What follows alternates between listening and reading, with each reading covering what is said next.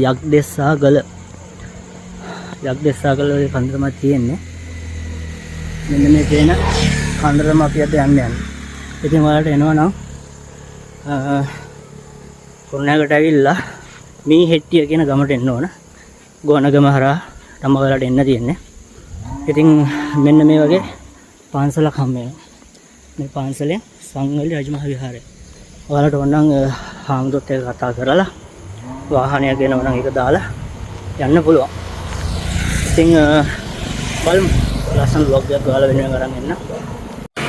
ඉතින් මේ පන්සලේ ඔයාලට අහන දාලා හාමුදුරුවොත් එක්ක කතා කරලා හාමුදුරන්ගෙනුත් අවසරයක් අරගෙන ගියා නම් ඔයාලට හොඳයි. වාහන ටික මෙහෙ දාලා යන්න පුළුවන් හාමුදුරුවොත් එක්ක කතා කරලා. ඉතින් පන්සල ඉස්සරහා මේ වගේ පොඩි අඩිපාරක් තමයි තියෙන උඩට යන්න. මෙතන උඩට ගොඩ වෙලා යන්නයි තියෙන්නේ. ඉතින් එන්න යා.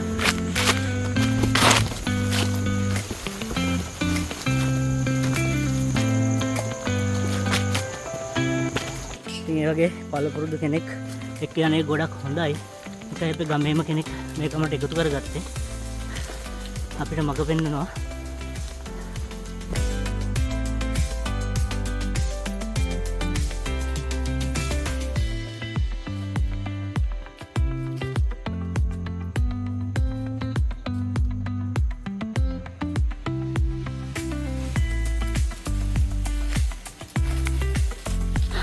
මොකද මේ කරේ? අපි කැලේකට යන්නේ. කැලේට අරගත්ත යක්ෂයෝ එක එක බලවේග ඉන්නවනේ. ඒ කට්ටියගෙන් අවසර අරගෙන ගලේ බණ්ඩාර දෙවියන්ටයි අපේ ගම්බාර දෙවියන්ටයි බාරයක් වුණා. අපිව කරදරයක් නැතුව ගිහිල්ලා ඉන්න ගොන්. ලැබෙන්නේ. හරි ඉතින් ඒ වගේ මේ වගේ අපි නොදන්න පැතිකඩක් තියෙනවා.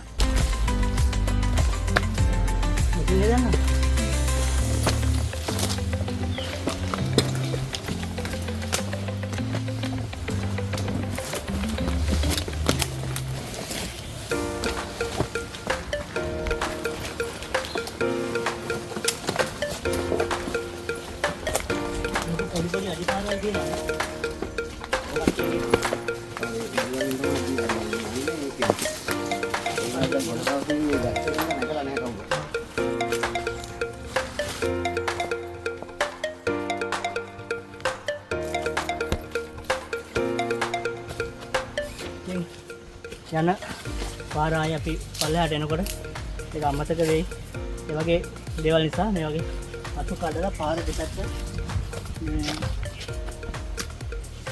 මාක්යක් ලෑන්ඩ් මාක්යක් විදියට මේ දේවල් එහෙම දාලා යනවා. මේ ගොඩක් හොඳ දෙයක්. මොකද අතරමං වෙන්න තියෙන ඊට මේකෙන් ඇති වෙනවා.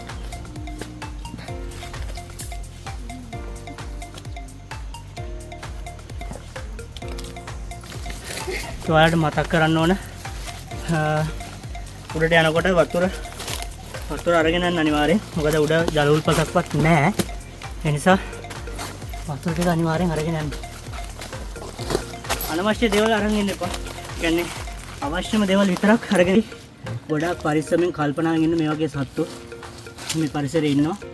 එයාලට හානියක් නොකර ඔයාලට හානියක් කරගන්න නැතුව පරිස්සමට යන්න.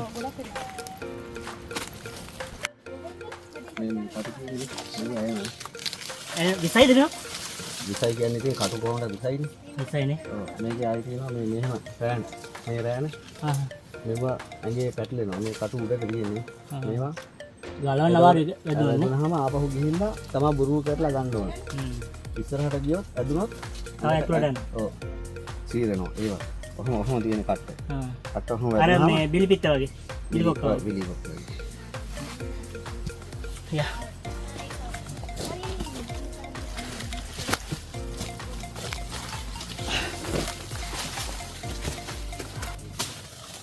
මේ ලොකු වැලක් තියෙන මොකද මාවත්? ඒක මාවේවැල. ඔයාලා ඉන්නේ මාවේවැල් පඳුරක් ගාව. මාවේවැල් පඳුරක්. ඉතින් මේ වගේ පරිසරය ගැන ලොකු දැනුමක් තියෙන මේ වගේ කෙනෙක් එක්ක මේ වගේ ගමනක් ගියපුවාම අපිට ඉගෙන ගන්න දැනගන්න ගොඩක් දේවල් තියෙනවා. මේ වගේ මේවා ගැන දැනුමක් තියෙන කෙනෙක් එක්ක යන ගමනක්. එතකොට ඔයාලගේ දැනුමටත් ගොඩක් දේවල් එකතු කරගන්න පුළුවන්.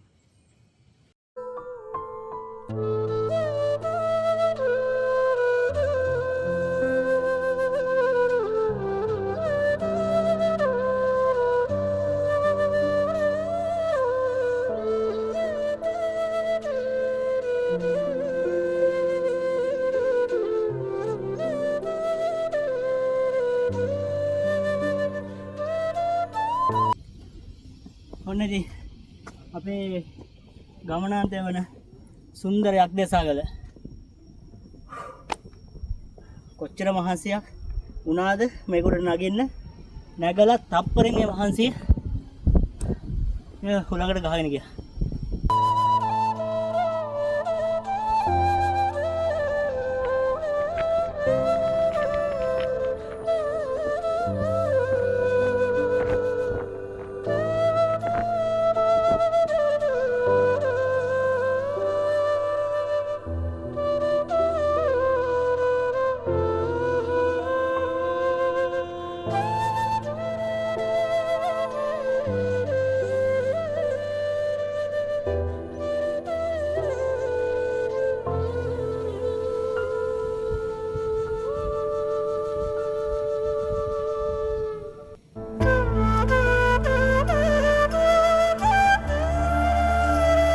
වෙහෙස කර ගමන පැය දෙකක වගේ හයික් එකක් තියෙන උඩට යක්දෙසාගල. මම කලින් ඔයාලට කිව්වා වගේ මෙතෙන්ට පටබැඳිච්ච පුරාවෘත්ත කතා තියෙනවා.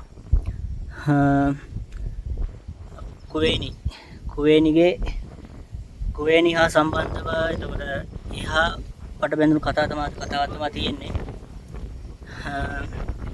කුවේනි විජය කුමාරයා කතා වෙලා යන විජය කුමාරයාගේ විශ්වාසය කඩගෙන එහෙම එකක් තමයි මෙතෙන්ට ඇවිල්ලා විජය කුමාරයාට ශාප කරලා. ඉතින් ඒකත් එක්ක කුවේනි කියන්නේ යක්ෂ ගෝත්‍රිකයා කුමාරිකාවක්.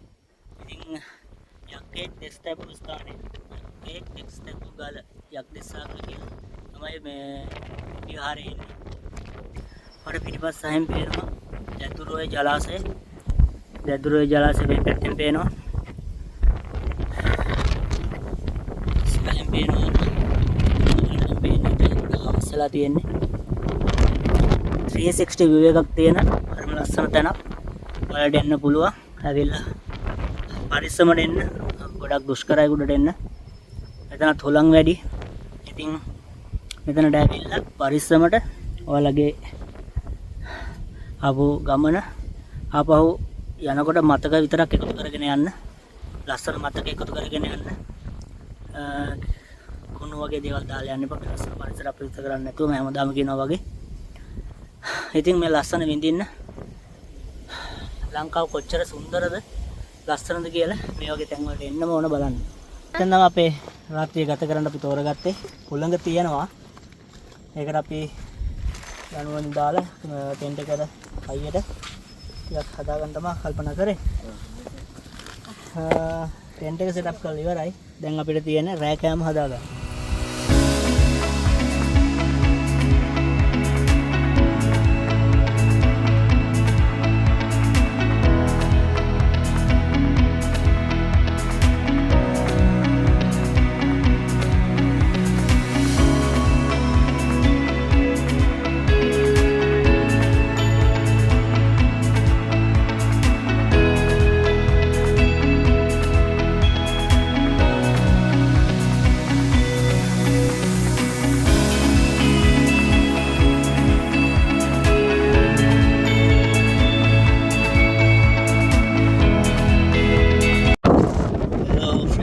morning.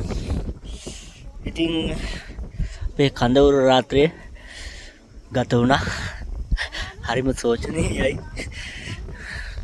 අපි නොහිතපු විදියට රැස්සක් රාත්‍රී කාලේ රැස්සක් ලැබුණා. ඉතින් රැස්සක ශේයාවක් තිබෙන්නේ නැති නිසා අපි හිතේ අපි ඔතනත් නෑ. ඉතින් රැස්සත් එක්ක සම්පූර්ණ සීතලේ රැස්සේ මරාත්‍රී ගත වුණේ. ඉතින් that is the experience. Camp කරද්දී මේ වගේ දේවල් සිද්ධ වෙනවා. ඉතින්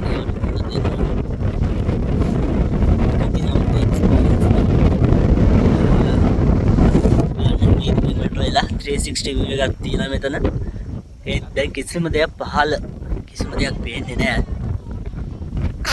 මීදුමෙන් වැහිලා තියෙන්නේ. දැන් පොඩ්ඩක් ලාවට මීදුම නැති වෙලා ඉර මුදුන් වෙන්න තමයි මේ සූදානම් වෙන්නේ. ඉතින් බලමු සර්ප්‍රයිස් එකක් තමයි තමයි හිතාගෙන ඉන්නේ. ඒක නෑ මේකත් මතෙක් කියලා.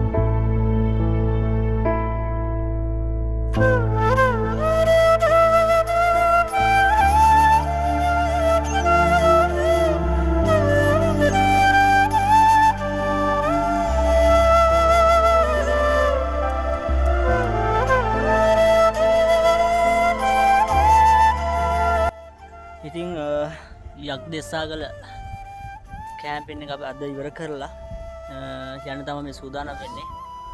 ඉතින් යන්න නම් හිත නෑ. ඒත් ඉතින් යන්න වෙනවා. මීදුම් පොඩ අඩු වෙනකන් තමයි හිටියේ පල්ලෙහාට යන්න. මීදුමත් එක්ක පොඩක් අපහැදි තත්ත්වෙ තිබ්බ නිසා තමයි ටිකක් කළා හිටියේ. ඉතින් අපි කැම්ප් කරපු තැනත් ලස්සනට තිබ්බ විදිහටම මේ සුබදාමට අපහු බාර දීලා මතක සටහන් ටික එකතු කරගෙන අපි ඉතින් අද vlog එක ඉවර කරන්න ලෑස්ති වෙන්නේ. ඉතින් subscribe කරලා bell icon click කරලා share පාරක් දාලා support එකක් දෙන්න. ඔයාලා වෙනින් තව ලස්සන වීඩියෝ ටිකක් ඉස්සරහට අරගෙන එනවා. ඉතින් මාත් එක්ක අද ගමනට එකතු වුණා අපේ ගොල්ලා. ඉතින් මොකද කියන්නේ? ගමන සුන්දරයි. කරත එබ්බෙකට මුණ දුන්නා.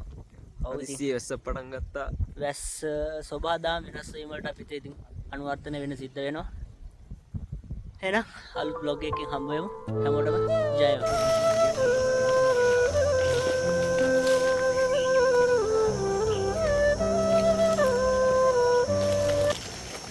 ඉතින් යක්දෙස්සාගල නැගලා දැන් තමයි පහළට බහින්නේ. පැය නගිනා වගේම තමයි බහින්නත් හරිම අමාරුයි. පොඩක් වැස්සා. ඉතින් අර තියෙන්නේ යක්දෙස්සාගල. රෑ පහන් කරේ මේ ගල මුදුනේ අපි. ඉතින් නගිනවා නම් ගොඩක් පරිස්සමින් යන්න ඕන. ඒ වගේම බහින කොටත් ගොඩක් පරිස්සමින් බහින්න ඕන. පාර මාකාරි සලකුණු කරලා ගියු පාර දිගේම පහළට බහින්න. මොකද අතරමං වෙන්න ගොඩක් ඉඩ තියෙනවා. පාරවල් හරියට හොයාගන්න අමාරුයි. ඒ නිසා කල්පනාවෙන් කලින් උඩ නැගපු පාරෙම සලකුණුත් එක්ක ඒවත් එක්කම පල්ලෙහාට බහින්න. ඉතින් ගමනේ අවසානය තමයි මේ තියෙන්නේ. කලින් වලට මම පෙන්නවා වගේ පන්සල. ඉතින් උඩට තමයි එන්න තියෙන්නේ.